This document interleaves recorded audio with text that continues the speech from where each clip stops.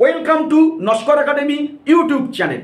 Netaji Subhash open ইউনিভার্সিটির আন্ডারে বর্তমানে যে সকল ছাত্রছাত্রীরা পিজি কোর্স অর্থাৎ এমএ এমএসসি এমকম স্তরে পাঠরত, আরও স্পষ্ট করে বললে 2023 সালের শেষের দিকে ও 2024 সালের একেবারে প্রথমের দিকে যে সকল পিজি কোর্সের ছাত্রছাত্রীরা ভর্তি হয়েছিলেন নেতাজি সুভাষ ওপেন ইউনিভার্সিটির আন্ডারে, আজকের এই অফিসিয়াল আপডেটটি সম্পূর্ণরূপে আপনাদের জন্য।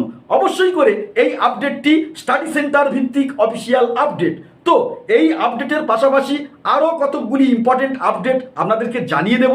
শেষ পর্যন্ত ভিডিওটি ওয়াচ করবেন। চ্যানেলে নতুন হলে অবশ্যই করে কিন্তু আমাদের চ্যানেলটি সাবস্ক্রাইব করে রাখবেন। প্রথমেই আপনাদেরকে জানিয়ে রাখি, ইতিপূর্বে আপনারা কিন্তু এনএসইউর সুনির্দিষ্ট ওয়েবসাইট থেকে এনরোলমেন্টের সফট কপি এবং এসএলএন স্লিপ ডাউনলোড করেছিলেন।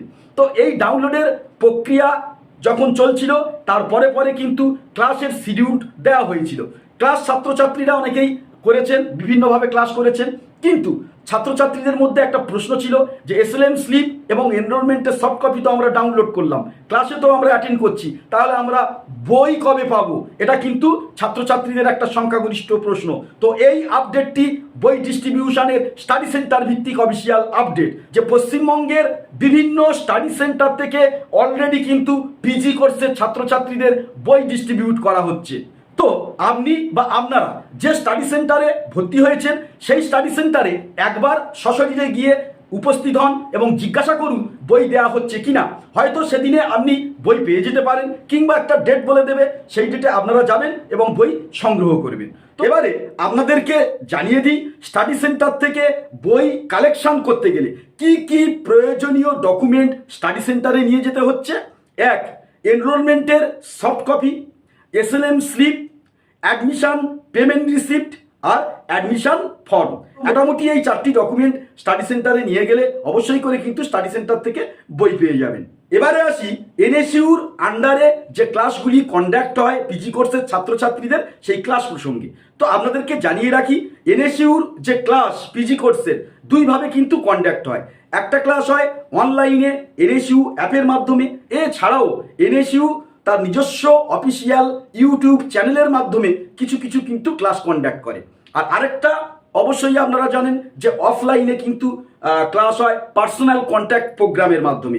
এক্ষেত্রে একটি স্টাডি সেন্টারকে চয়ন করা হয় এবং সেই স্টাডি সেন্টারে কিন্তু ছাত্রছাত্রীদের ক্লাস করানো হয় এবং তার টাইম শিডিউলও দেওয়া হয়, কোন টাইম থেকে কটা পর্যন্ত এই ক্লাসটা কন্ডাক্ট করানো হবে। মেন গুরুত্বপূর্ণ যে ক্লাসগুলো থাকে তার আপডেট কিন্তু আমরা প্রদান করে থাকি।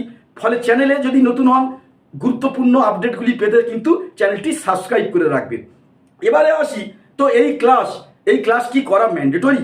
মানে যে সকল ছাত্রছাত্রীরা ধরুন অনেক সময় ওয়েস্ট বেঙ্গলের বাইরে অবস্থান করে, বা কোনো সরকারি কর্মচারী বা অন্য কোনো সেক্টরে যুক্ত বা ব্যস্ততার কারণে ক্লাস তিনি অ্যাটেন্ড করতে পারবেন না, সেক্ষেত্রে ক্লাস করা কি এনএসইউতে ম্যান্ডেটরি?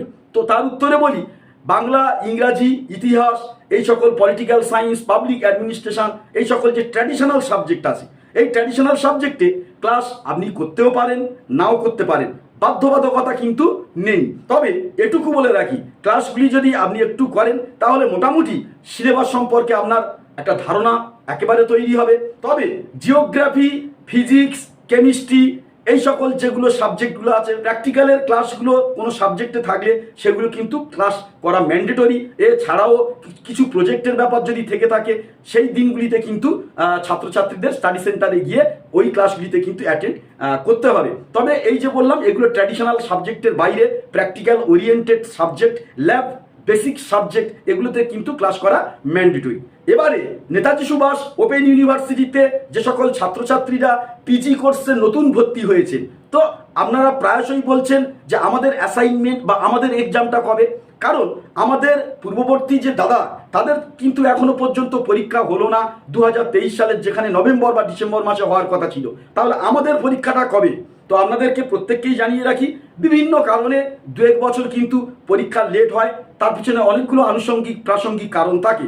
কিন্তু ধরে রাখবেন যে আপনাদের যে এক্সাম শিডিউল, সেটা কিন্তু নভেম্বর ও ডিসেম্বর মাস নাগাদ, কখনো কখনো এই ডিসেম্বরটা ক্রস করে জানুয়ারিতে চলে আসে। ফলে এই নভেম্বর, ডিসেম্বর, জানুয়ারি, এই 3টে মাস টার্গেট করে কিন্তু এখন থেকে আপনারা কিন্তু প্রচেষ্টা চালিয়ে যান। আর এবারে যদি অ্যাসাইনমেন্টের প্রসঙ্গে আসি, অ্যাসাইনমেন্টটা মোটামুটি হতে পারে সেপ্টেম্বর অক্টোবর মাস নাগাদ। তো এই গেল আজকের টোটাল গুরুত্বপূর্ণ আপডেট। পরবর্তী আরও ইম্পর্টেন্ট আপডেটগুলি পেতে আমাদের চ্যানেলে নতুন হলে অবশ্যই করে কিন্তু চ্যানেলটি সাবস্ক্রাইব করে রাখবেন।